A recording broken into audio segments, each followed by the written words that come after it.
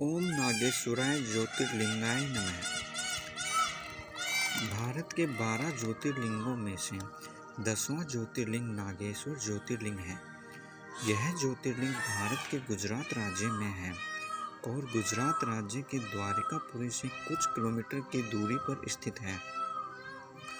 भारत के द्वारिकापुरी में नागेश्वर ज्योतिर्लिंग के परिसर में भगवान शिव की एक बड़ी ही मनमोहक ध्यान मुद्रा में विशाल प्रतिमा बनाई गई है, जिसकी वजह से मंदिर 3 किलोमीटर की दूरी से ही दिखाई देने लगता है तथा इसका मुख्य द्वार अत्यंत साधारण और सुंदर है। इस मंदिर का महत्व व इतिहास। ऐसा माना जाता है कि नागेश्वर अर्थात कि नागों का ईश्वर, नागों का देवता वासुकी जी भगवान शिव जी के गले में कुंडली मारकर बैठे रहते हैं।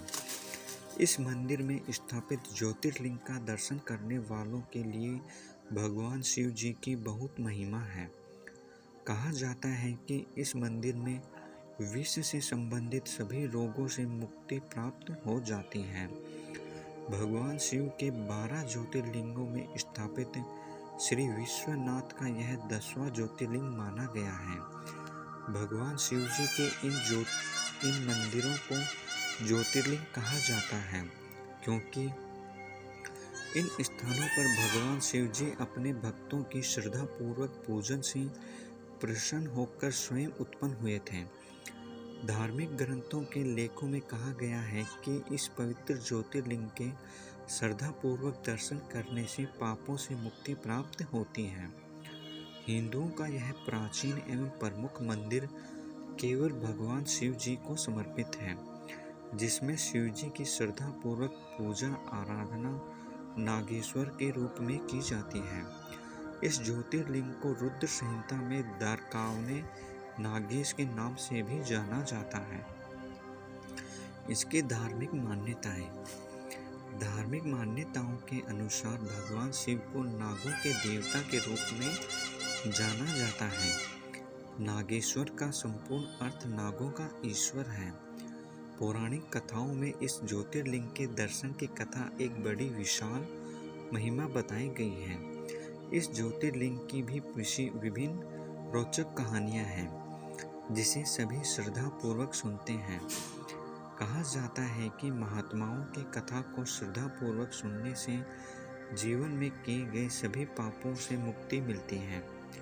यह मंदिर सुबह 5 बजे आरती के लिए खुलता है, किंतु भक्तों के लिए यह मंदिर 6 बजे खुलता है। मंदिर के पुजारियों द्वारा कई विधियों द्वारा शिव जी की श्रद्धापूर्वक पूजा तथा अभिषेक किए जाते हैं।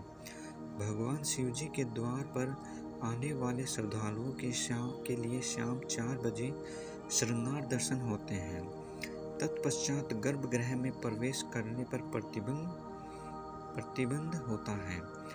यहाँ पर पुजारियों द्वारा भगवान शिव जी की शाम की आरती सायं 7 बजे की जाती है तथा भक्तों के दर्शन का समय रात्रि 9 बजे समाप्त हो जाता है।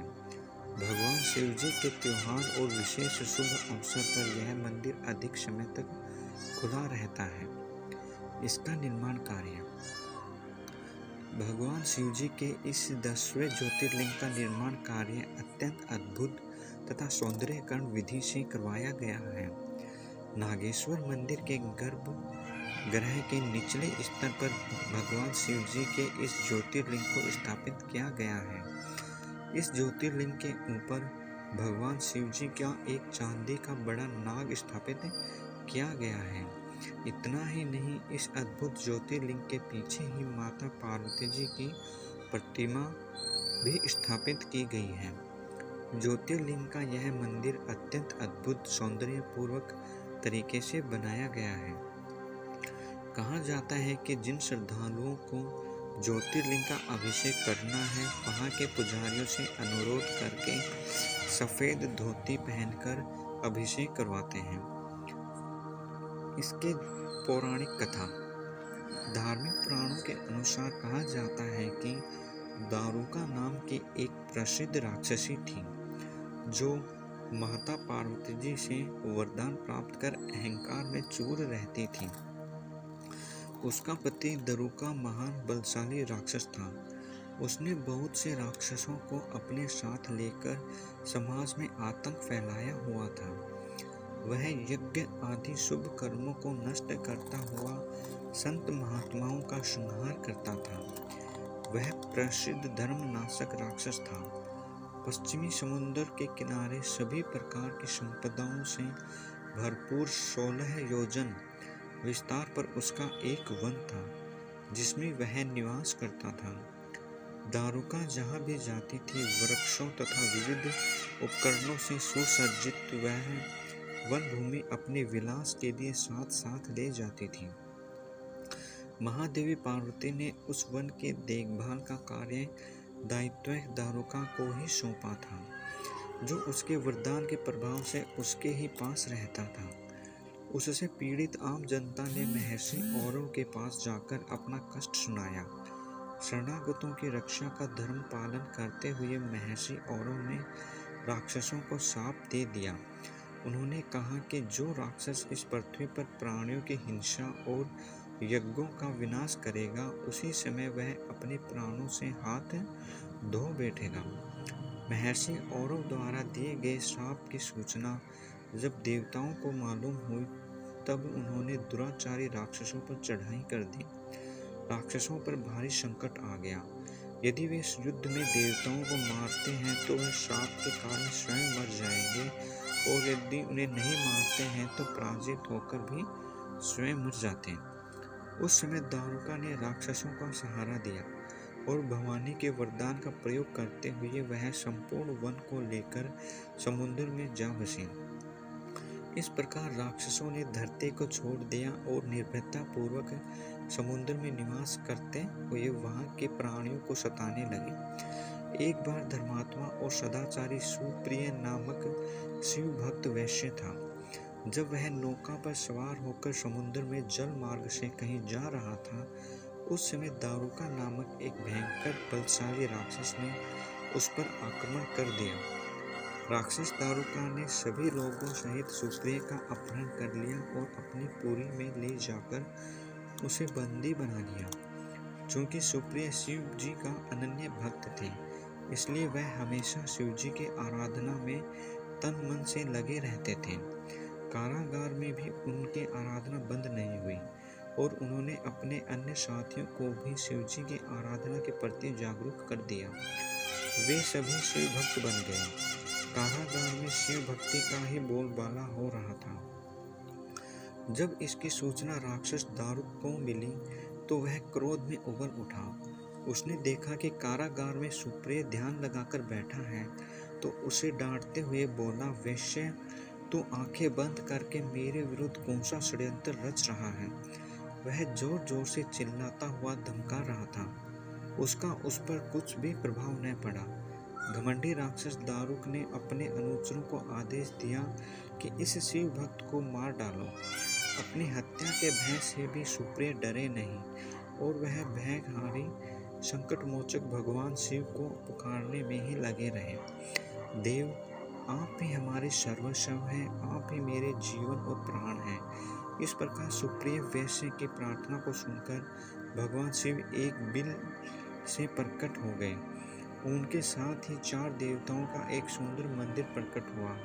उस मंदिर के मध्य भाग में यानी गर्भगृह में एक दिव्य ज्योतिर्लिंग प्रकाशित हो रहा था तथा शिव परिवार के सभी सदस्य भी उसके साथ विद्यमान थे। वैश्य सुप्रिय ने शिव जी की परिवार सहित उस ज्योतिर्लिंग का दर्शन और पूजन किया। सुप्रिय के पूजन से प्रसन्न भगवान शिव ने स्वयं पाशुपत शास्त्र लेकर प्रमुख राक्षसों का व उनके अनुचरों को तथा उनके सारे संसाधनों अस्त्र शस्त्रों को नष्ट कर दिया। लीला करने के लिए स्वयं शरीर धारण करने वाले भगवान शिव जी ने अपने भक्त सुप्रिय आदि की रक्षा करने के बाद उस वन को भी यह वरदान दिया कि आज से इस वन में ब्राह्मण, क्षत्रिय, वैश्य तथा शूद्र इन चारों वर्णों के धर्मों का पालन किया जाएगा। इस वन में शिव धर्म के प्रचारक श्रेष्ठ ऋषि मुनि निवास करेंगे और यहाँ तामसिक दुष्ट राक्षसों के लिए कोई स्थान न होगा। राक्षसों पर आए इस भारी संकट को देखकर राक्षसी दारुका ने दीन भाव से देवी पार्वती की स्तुति की। उसकी प्रार्थना से प्रसन्न माता पार्वती ने पूछा, बताओ मैं तेरा कौन सा प्रिय कार्य करूं? दारुका ने कहा, माँ आप मेरे कुल की रक्षा करें। पार्वती ने उसके कुल की रक्षा का आश्वासन देते हुए भगवान शिव से कहा, नाथ आपकी ही कही हुई बात इस युग में अंत में सत्य होगी, तब तक यह तामसिक सृष्टि भी चलती रहे, ऐसा मेरा विचार है। माता पार्वती शिव से आग्रह करती हुई बोली कि मैं भी आपके आश्रय में रहने वाली हूँ, आपकी ही हूँ, इसलिए मेरे द्वारा दिए गए वचन को भी आप प्रमाणित करें। यह राक्षसी दारुका राक्षसियों में बलिष्ठ मेरी ही शक्ति तथा देवी है, इसलिए यह राक्षसों के राज्य का शासन करेगी। ये राक्षसों की पत्नियां अपने राक्षस पुत्रों को पैदा करेंगे जो मिलजुल कर इस वन में निवास करेंगे, ऐसा मेरा विचार है। माता पार्वती के उक्त प्रकार के आग्रह को सुनकर भगवान शिव ने उनसे कहा, प्रिय तुम मेरी भी बात सुनो। मैं भक्तों का पालन तथा उनकी सुरक्षा के लिए प्रसन्नतापूर्वक इस वन में निवास करूंगा। जो मनुष्य वर्णाश्रम धर्म का पालन करते हुए श्रद्धा भक्ति पूर्वक मेरे दर्शन करेगा वह चक्रवर्ती राजा बनेगा।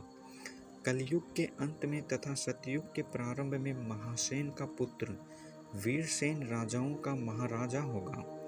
वह मेरा परम भक्त तथा बड़ा पराक्रमी होगा। जब वह इस वन में आकर मेरे दर्शन करेगा उसके बाद वह चक्रवर्ती सम्राट हो जाएगा।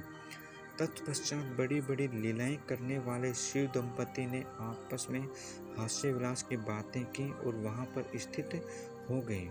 इस प्रकार शिव भक्तों के प्रिय ज्योतिर्लिंग स्वरूप भगवान शिव नागेश्वर कहलाए और पार्वती देवी भी नागेश्वरी के नाम से विख्यात हुई।